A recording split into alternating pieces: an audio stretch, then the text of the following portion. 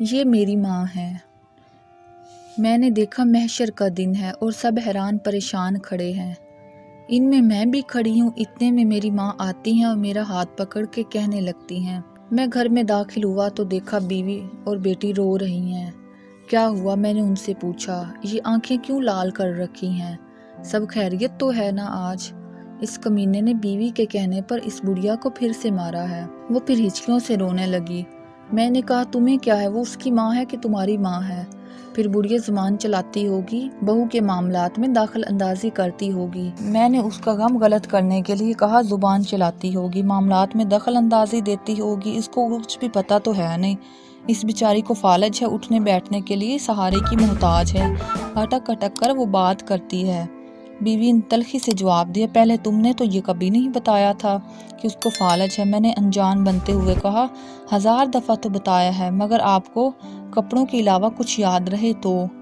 بیوی بولی، چلو چھوڑو، ہم کیا کر سکتے ہیں۔ میں نے موضوع بدلنے کی کوشش کی، میرا دل کرتا ہے کہ بڑھیا کو اپنے گھر لے آؤں۔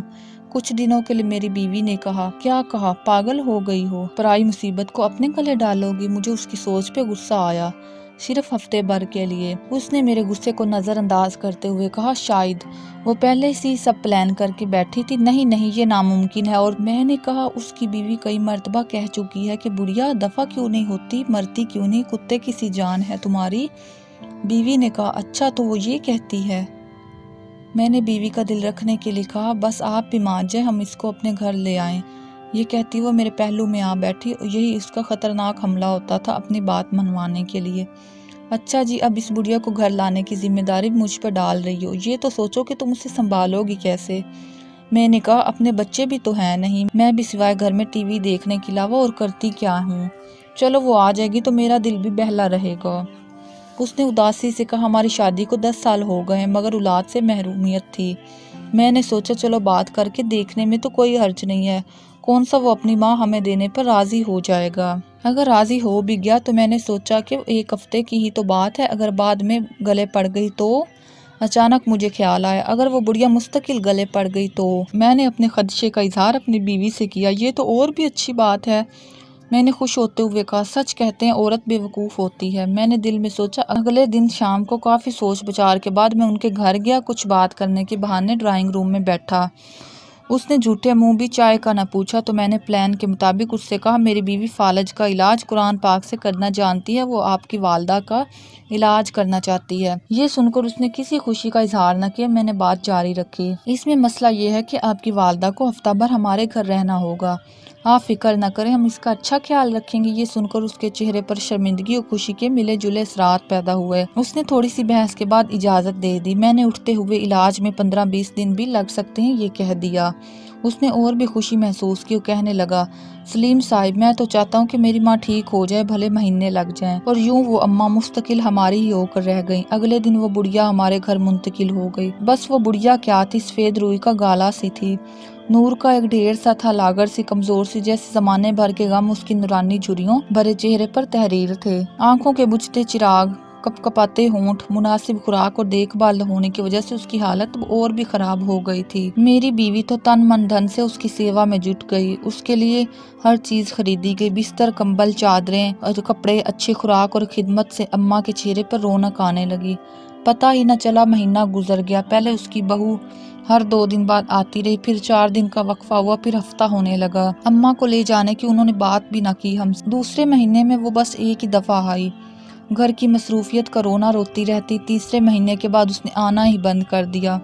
میں نے بیوی سے کہہ دیا تھا کہ اب اماں ہماری ذمہ داری بن گئی ہے، اب اس کو تم سنبھالو۔ بیوی نے خوشی کا اظہار کیا۔ یہ غالباً 7واں مہینہ تھا۔ اس آدمی کو اس کی بیوی نے قتل کر دیا اور بعد میں وہ خود پکڑی گئی۔ یوں اماں صرف ہماری ہی ہو کر رہ گئی۔ ادھر جیسے جیسے اماں کی توانائی بحال ہوتی گئی، اس کے چہرے پر رونق، مسکان آنے لگی تھی، ویسے ویسے میرا کاروبار بھی ترقی کرنے لگا۔ ایسا لگتا تھا جیسے مجھ پر دھن برسنے لگا ہو۔ سال بھر میں میری 3 دکانیں ہو چکی تھی۔ تیسرے سال ہم تینوں، یعنی میں، میری بیوی اور اماں نے حج کی سعادت حاصل کی۔ گلستان جوہر میں 500 گز کا بنگلہ خرید کر وہاں شفٹ ہو گئے۔ اماں ہمارے ساتھ 7 سال تک رہیں۔ ہر پل ہمیں دعائیں دیتے گزرتا اور ہم میاں بیوی خوشی سے پھولے نہ سماتے۔ عجیب کرامات یہ ہوئی کہ اماں کی برکت اور دعاؤں سے اللہ رب العزت نے مجھے اولاد سے بھی نوازا۔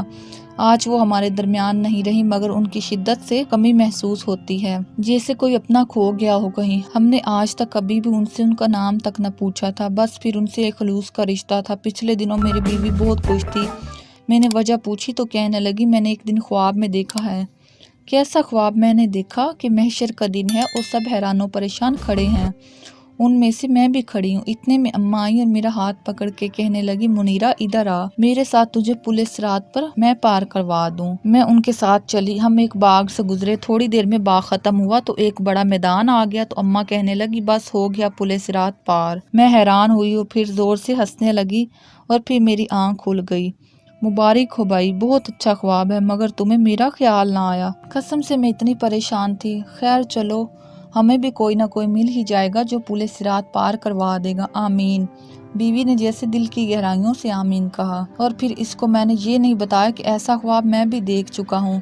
فرق بس اتنا تھا کہ اماں نے میرا ہاتھ پکڑتے وقت کہا تھا چلو تمہیں منیرہ کے پاس لے چلوں، وہ پل صراط کے پار تمہارا انتظار کر رہی ہے۔